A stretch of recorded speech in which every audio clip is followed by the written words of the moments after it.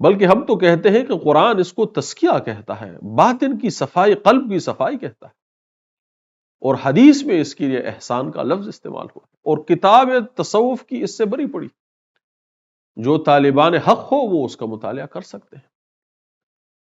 اس informal گفتگو میں یہ اسٹیبلش کرنا چاہتا ہوں کہ یہ جو تصوف ہے یہ ان دو پروگزیمٹیز کے بیچ میں ایک چیز ہے۔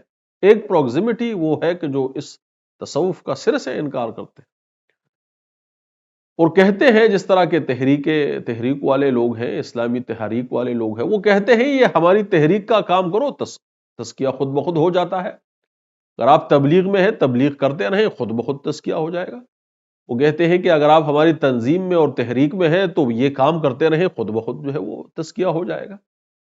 اور کچھ لوگ جیسے غامدی صاحب ہے، وہ بالکل اس کے منکر ہے، وہ کہتے ہیں کہ اس کی ضرورت ہی نہیں ہے، یہ تو بالکل غیر شرعی اور دین میں جو ہے وہ شامل کی گئی چیز ہے۔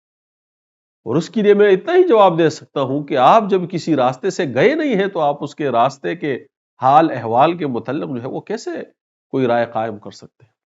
یعنی اس میں اقرار کرنے میں کوئی قباحت نہیں ہے کہ اگر کوئی تسلیم کر لے کہ جی اس راستے سے کبھی نہیں گزرا تو مجھے اس کے حوالے سے کوئی معلومات نہیں۔